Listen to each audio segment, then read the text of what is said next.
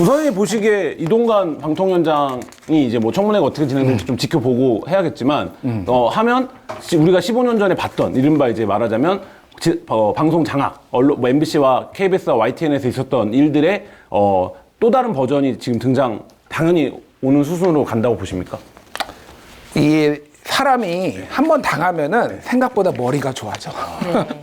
무슨 얘기냐면은 KBS 이사들하고 박문진 이사들하고 이분들이 옛날에 한번 당해봤잖아. 뭘로 당했어? 법카로 당했어. 법카를 허위 사용했다라는 걸로 당했어. 그래가지고 내가 얘기를 다 좀 취재를 해보니까 법카를 그렇게 조심했었대. 안 걸리려고. 그래가지고 지금 문제는 어쨌든 이 이사들을 몰아내야지 사장을 바꾸고 그런 다음에 국장을 바꾸고 그런 다음에 일선 PD들과 기자들을 딱 물갈이 할 거 아니야. 네. 이게 근데 쉽지가 않대. 지금은 정부는 밀어붙이려고 하고 있는데 전부 가처분 소송 다 낸다라는 거야. 왜냐하면은 이 법적 절차를 지키지 않았고 또 하나는 본인한테 물어본 다음에 이거를 청문 확인 과정이 있어야 되는데 그거를 하지 않고 그냥 야, 너 문제 있네? 너 해임 이렇게 하고 있다라는 거야 지금. 마음이 급해 지금. 네. 왜냐하면 언제 이게 몇 개월 걸릴지 모르니까. 근데 이게 법원에서 다 제동 걸릴 가능성이 있다. 생각보다 좀 오래 걸릴 수가 있다. 마음대로 안 될 가능성은 있다라고 지금 뭐 볼 수는 있는 거죠. 근데 15년 전과 지금 메디어 환경이 많이 달라져서 사실 수신료 분리징수하는 문제 이런 문제도 과거 같으면 엄청 핫 이슈일 텐데 지금 국민들이 별로 큰 반응을 안 보이고 있잖아요. 근데 이 과거에 작성했던 문건들 보면 다 결국엔 MBC, KBS 민영화를 시킨다는 거잖아요. 그러면 지금 결국에는 과거처럼 무슨 인적 장악을 해갖고 구성을 바꾸는 게 아니라 뭐 KBS2를 민영화시키고 MBC도 민영화시키고 이런 틀로 가는 방향까지 갈 거라고 보십니까, 선생님? 자, 여권의 기류에 대해서 얘기를 해줄게. 요거는 나도 여권 관계자한테 취재도 하고 그런 건데 MBC, KBS 장악해봤자 또 다시 정권 바뀌면은 좌파들이 또 장악한다라는 거. 피곤해. 우리는 이미 TV조선들이 있고 채널A도 있고 다 있어. 네. 다 해체해버려 그냥 얘들. 없애버려 그냥. 얘들의 그냥 무력화. 사실상 무력화. 그래서 나오는 게 YTN 매각, 네. TBS 공중분해, 네. 그리고 지금 MBC 매각, 민영화, 그리고 KBS도 다 분리해서 한다라는 거야. 지금 방통위 관계자로부터 내가 들은 얘기야. 지금 방통위가 무슨 일을 하고 있냐면은 채널별로 다 관리를 해왔어. 채널별로 그러니까 방송사별로 관리를 해왔어. 그거를 지금 채널별로 관리를 하겠다라는 거야. 이게 무슨 얘기냐면은 자, KBS는 무슨 채널이 있어? KBS 1, KBS 2, 그리고 KBS N, 네. 뭐 그리고 뭐 한민족 뭐 하나 더 있어. 네. 이거를 다 묶어가지고 KBS를 해가지고 지금까지 점유율도 뭐 22%가 나오고 막 그랬는데 이렇게 하니까 안 되겠어. 그래가지고 지금 법적 근거를 찾고 있대. 얘들을 KBS로 묶는 게 아니라 KBS 1, 이 규제를 다 따로 하려고 지금. 그거를 지금 방통위원장님 오시기 전에 지금 사전 정지 작업을 하고 있대, 지금. 그런 정도로 의지에 충만하다, 지금. 그래서 어떻게 될지는 모르지만 어쨌든 YTN도 매각하려고 하고 TBS 같은 경우에는 지금 몇몇 종편이 군침을 흘리고 있다. 인수하기 위해서. 인수하기 위해서. 왜냐하면은 라디오 진출이 사활인 애들이 있어. 종편 중에서, 보수 종편 중에서. 라디오를 먹고 싶다. 좌파들이 판을 치는 저 라디오 시장을 우리가 볼 수가 없다. 네. 그래가지고 유력하게 나오는 게 YTN과 YTN 라디오를 분리를 해. 원래 거기는 법인이 다르거든, 실제? 네. 그러니까 라디오만 따로 인수를 하는 전략. 아니면 TBS를 인수하는 전략. 근데 지금 내가 얘기한 거는 다 뭐가 필요해? 법 개정이 필요해. 법 개정. 그러니까 4월 총선에 이겨야 돼. 네. 근데 이길 수 있을까 지금? 하는 꼬라지 보고? 그러게요. 알 수가 없어. 그러니까 네. 뭐 이게 어떻게 될지 몰라 그러니까. 사실 이동관 후보자 같은 경우는 이런 언론관이나 아니면 방송장악 의혹 이런 것도 문제지만 사실 아들 관련 의혹, 아들 학폭 의혹, 그다음에 그 학폭 논란을 가리기 위해서 거짓말한 의혹, 그다음에 뭐 배우자 관련해서 인사청탁 의혹도 나왔고, 그다음에 뭐 쪼개기 증여 의혹도 나왔고, 사실 여러 가지 개인적인 의혹들이 줄줄이 있잖아요. 이런 것들은 좀 어느 정도 파장이 일어날 수밖에 없는 일인가요? 파장은 하나도 없어. 단도직입적으로 얘기를 하면은. 왜냐? 네. 너무 많어. 하나라야지 우리가 집중을 하는데 네. 그나마 학폭 의혹만 나왔을 때 좀 더 한 놈만 팬다라는 느낌이었는데 이제 너무 많으니까 이분이 너무 문제가 많네. 문제가 있다고 생각은 하지만은 이제 뭐가 의혹이고 뭐가 아닌지조차 타이진실의 시대가 지금 이동관 혼란해지는 후보자인데 너무 팝핀 뭔지 알아요? 굿즈를 살 수 있는 기회를 준다는 건가요? 왓이지와 토크몬스터 K가 함께하는 핫한 6인의 아티스트 아트 굿즈 기획전입니다. 수식어가 필요 없는 댄서 팝핀 현준부터 노머니 노아트 최고 낙찰가 이사라 작가까지 핫한 작가들이 한 곳에 모입니다. 자, 그리고 아들내미 얘기 좀 할게요. 아들내미. 네. 아들내미는 그럼 어디까지 가야 되는 건가요, 이거는? 짧게 합시다. 짧게. 네. 2012년에 이동관 아들이 하나고에 다녔는데 애를 때렸어. 얘가 복싱을 했대. 등치가 좋대. 이동관도 딱 풍치가 좋잖아. 복싱을 해서 뭐 본인 얘기로는 어쨌든 그래가지고 그때 맞은 애들이 진술서를 썼어. 총 4명이 있었는데 그 중에서 2명이 집중적으로 썼는데 책상에 머리를 300번 했다. 자, 찍게 이런 했다. 거야. 자, 이리 와봐. 자, 이렇게 300번. 미안해. 네. 그냥 뭔지 나 그런 선생님 아니야. 알고 있습니다. 우리 학교 다닐 때 있었던 일이죠. 네. 야만의 시대에. 네.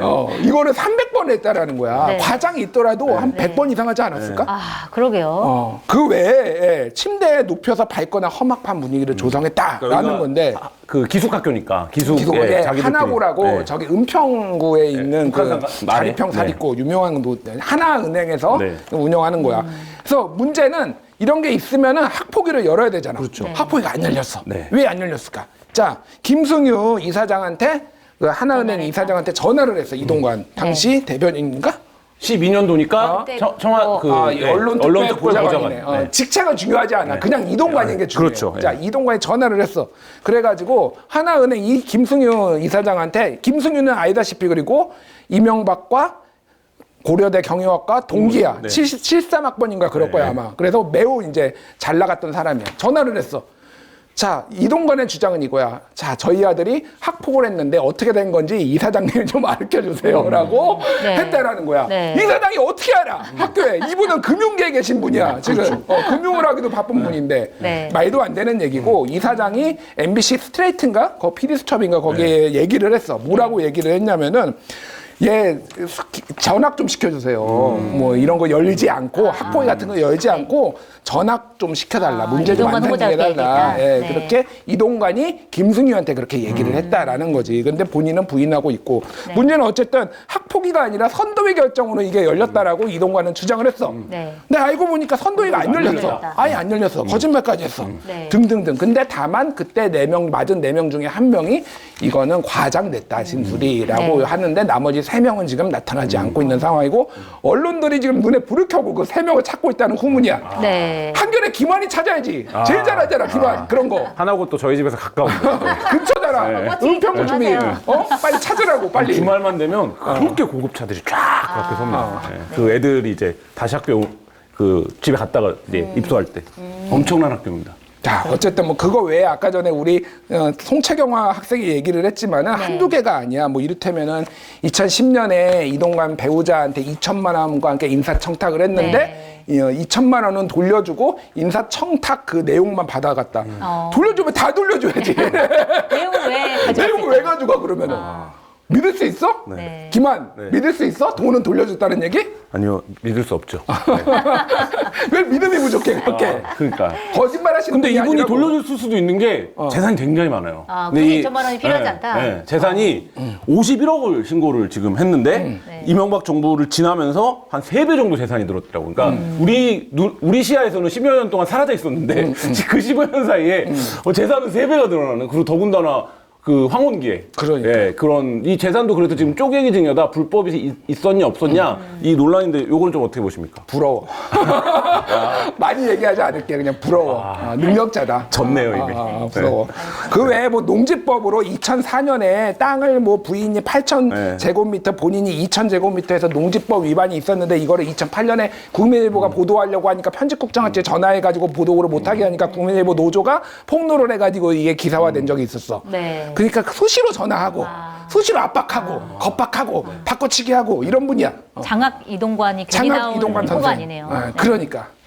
자, 알겠습니다. 자, 그러면은 이제 청문회가 18일에 이번 주 금요일이잖아요. 이제 어떻게 관전 포인트 딱 한 가지만 좀 짚어주시면. 관전 포인트 없어. 파행 예상하십니까? 파행 예상하게 되고 이거를 내가 얘기한 거를 한 의원이 하나씩만 한다고 해봐.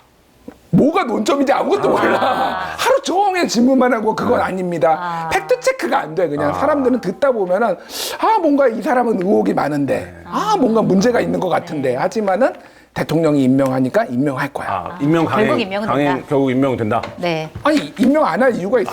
영혼의 단짝인데? 자, 그러면 조심하셔야겠습니다. 늘 이 코너의 마지막 선생님은 숙제를 내주는 거죠. 네. 이동관 방송통신위원장 후보에게 딱 한 가지만 숙제를 내준다면 어떤 숙제를 내주시겠습니까? 그동안 잘 빠져나갔는데 이번에는 못 빠져나갈 거다. 경고한다. 경고. 자, 이동관은 딱 나는 이게 최악이라고 생각하는 게 아까 얘기했듯이 전두환 이후로 이렇게 해직 기자가 징계 많은 기자가 나온 적이 없잖아. 사실은 언론계 암묵적인 룰 같은 게 있어서 신사협정 살려는 드릴게. 뭐냐면은 좌파가 잡든 우파가 잡든 진보가 잡든 보수가 잡든 여기를 잔존시켰어. 특히 뭐 KBS, MBC 같은 데도 이렇게 잡으면은 여기 이것도 살려두고 예부에서는 또 나중에 정권 교체되면 하고. 근데 이동관 이후로 그 룰이 깨졌어.